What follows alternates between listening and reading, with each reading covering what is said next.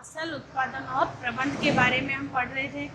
फसल एक बड़े स्तर पर, बड़े पैमाने पर भोजन की व्यवस्था करने के लिए फसल उगाई जाती है। किसी एक ही किस्म के पौधे उगाए जाते हैं, उससे क्या कहते हैं? फसल कहते हैं। जिससे सभी मनुष्यों की, इतनी बड़ी जनसंख्या है हमारे भारत देश में, तो सभी के लिए अन्न की पूर्ति हो सके। तो अलग अलग मौसम में अलग अलग प्रकार की फसलें बोई जाती है और फसल बोने के लिए किसान को कई क्रियाकलाप करने पड़ते हैं। ये तो है नहीं कि सीधा एकदम से जमीन खोदी, बीज डाला और पेड़ उग गया, फसल उग गई, ऐसे नहीं होता है। उसको कई कार्य करने पड़ते हैं। तो उससे में कल हमने पढ़ा था मिट्टी को तैयार करना।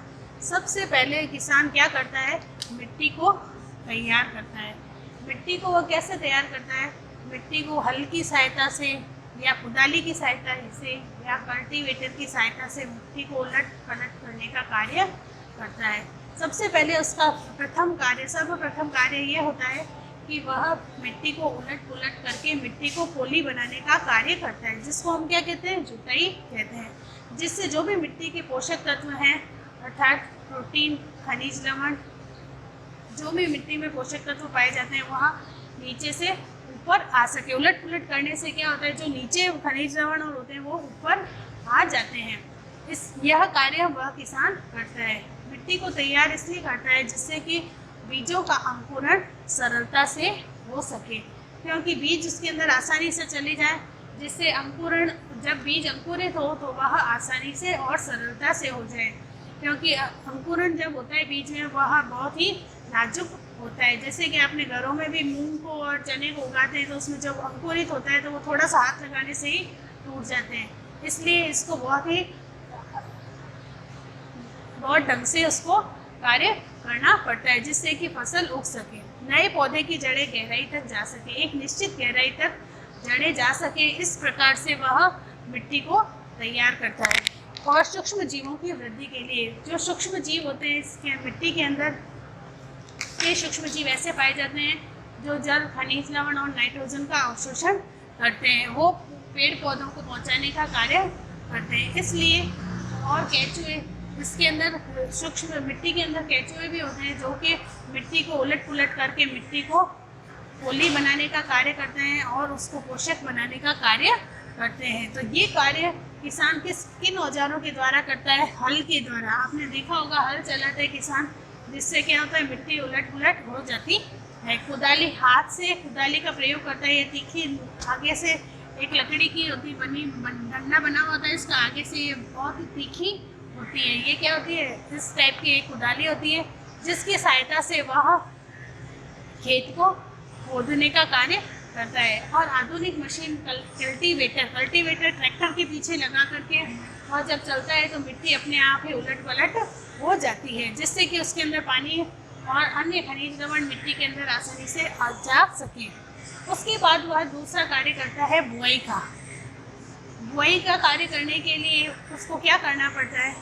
स्वस्थ बीजों का चयन। ये तो है नहीं कोई से भी बीज आए जैसे डाल दिए, तो वह सबसे पहले बीजों का चयन करता है। स्वस्थ बीजों को वो कैसे देखता है?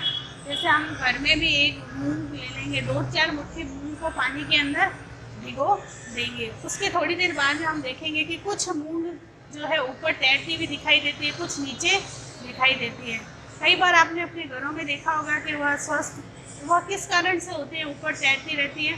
क्योंकि वह पोली होती है, अर्थात उसमें कोई छेद होता है, या वह अस्वस्थ होती है, किसी न किसी रूप में वह अस्वस्थ होती है, इसलिए वह पोली होकर के, हल्की होकर के वह ऊपर तैरने लगती है, और जो स्वस्थ होती है मूंग, वह नीचे बैठ जाती है। इसी तरह से किसान भी बीजों का चयन करता है। जो स्वस्थ बीज होते हैं उनको बोने का कार्य करता है, उनकी बुआई करता है। वही बीज बोता है जो स्वस्थ हो, नहीं तो अगर अस्वस्थ बीज बोएगा तो फसल नहीं उगती है। इसलिए वह सबसे पहला कार्य वो क्या करता है? स्वस्थ बीजों का चयन करता है। उसके बाद में पुराने समय में पहले क्या करता था? किसान हाथ के द्वारा ऐसे हाथ से बीजों को डालता था, परंतु उसमें क्या होता था? कई बार बीज पास गिर जाते थे, जिससे कई पौधे उगते थे और कई नहीं उगते थे। इसलिए फिर उसने हल के अंदर एक परंपरागत तरीका अपनाया। एक कीप बनी हुई होती है, जब वो किसान हल चलाता है उसमें ऊपर एक कीप कीप बनी हुई, कीप नुमा संरचना होती है लंबी, और नीचे पाइप होता है। जैसे जैसे वह हल चलाता रहता है तो इसके अंदर वह बीज डाल देता है और वह नीचे एक निश्चित दूरी पर बीज गिरते रहते हैं। यह तरीका कौन सा होता है? पारंपरिक तरीका है। ये परंपरागत तरीका है, इससे भी समय, बीज की बुआई करने में समय लगता है और बीज एक निश्चित दूरी पर नहीं गिरते। कई बार वह बीज आपस में पास भी गिर जाते हैं, परंतु ये पुराना तरीका है, इससे बहुत अधिक समय लगता था।